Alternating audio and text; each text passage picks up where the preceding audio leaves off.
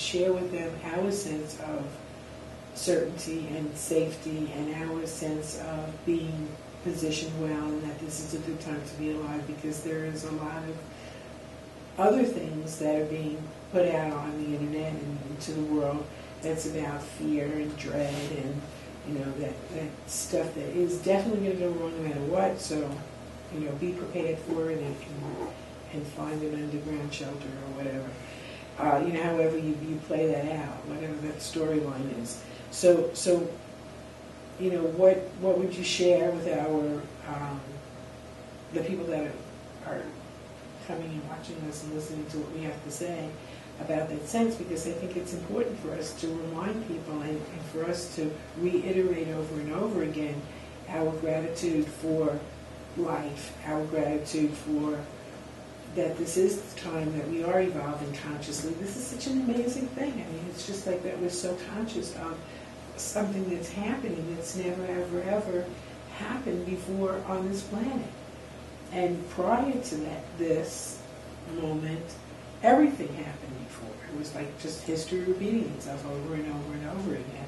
And so this is the first time that we actually have some power, conscious power, because we always did have it. We were just choosing for everything to happen over and over again. Now we're choosing for it to be different and for us to make a difference. So do you want to just talk about that a little bit? Say how you feel about that? Or? Well, there's two things that I find to be very important, and they're very simple if you understand them, and they kind of create a balance in yourself. But it has to do with fear, because don't be afraid to be afraid. Don't be fearful to be afraid. Don't be afraid to be fearful. And at the same time is, don't be afraid of fear. It's almost saying the same thing, but it's slight different things.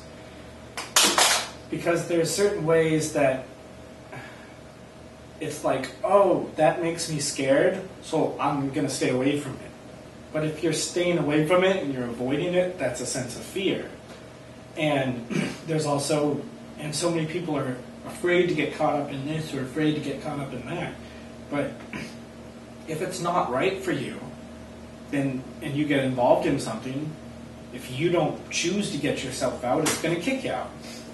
That's just how vibration works. If it's not a vibrational match, it will not be around you. And in that same way that it's okay to be afraid, because you don't want to get caught in a fear spiral of, oh, I'm feeling afraid. Oh, but now you're feeling afraid. Oh, but now you're feeling afraid for being afraid. And you say, all right, it's okay to be afraid. It's okay to read about these conspiracy theories. You just don't get caught up in that state of fear where you're scared. Or believing them. For me, fear does not, when I say the word fear, it does not instill that vibration of fear in me. And when I define the word as fear, I define it as a way that I'm separated from it. So every time that somebody says, oh, that's fear-based, I say fear, I have it associated with my higher self of saying, oh, that's fear, and then it's automatically released. Because that's how I've oriented myself to things that are fearful for me. I discharge the energy of fear that holds me down. I raise up so I can encounter the experience. I like to think of fear as an alarm clock. And so we need that alarm clock to wake us up in the morning, right? But we're not going to schlep it around with us all day, right? We're not going to, can you imagine having the alarm clock with ringing all day long with you? So it's like, wake up, check it out, decide whether you choose this or you don't, and if you don't choose it, release it and let it go. It's basically the same thing that you're saying. It's just that it's a nice little analogy that you can, you know, like, okay, I woke up this morning feeling dread, now what am I going to do with it? Well, I'm going to look at it, I'm going to identify that dread, what's it about, and then it also could be just a habit. It could just be, you know, this pattern of automatic pilot that I do. And then own that and then do the conscious release work. Because we want to make conscious choices. We don't want to make choices out of necessity. And then you kind of home free. So I like that analogy. Because he wouldn't carry you along around with you maybe. But we do when we have a fear and we believe it and we drag it with us, and then everything starts to show up to agree with that and make it real. Well, you can also use fear almost constructively too. If you say, okay, well, what am I afraid of? Okay, well, I'm afraid of this. You could say, okay, well, I'm going to use that as a goal. I'm going to work to be unafraid of this, and I'm going to find the beauty in this fear. I'm going to find that kernel of knowledge, that perfect gnosis that can come from this experience. And then, okay, once I've got it, all right, I integrate it with all of the other kernels of truth that I've gathered and go to the next one. All right, I'm going to go after my fear of heights now. I'm going to work this way, and I'm going to see, well, why am I afraid of heights? Well, I'm afraid of falling. Find the actual root of it and pull out what remains. What's the tiny little seed or grain of truth from it, and then bring it into yourself, integrate it into your complexity, and progress, grow from it. And you're not staying in the feeling, so it's not paralyzing you. Right, because you realize that there's something good. You're not paralyzed by it. I heard somebody in a kind of vulgar interpretation is when you have that vibration, if you don't like it, just throw it up. And if you want to see what was really messing with you, you can look at it on the table. It's a lot easier that way. That's a good one. I like that. So gross. Well, I've been just anything that's old stuff that I've been carrying around, and I noticed that I have today, this moment, whatever.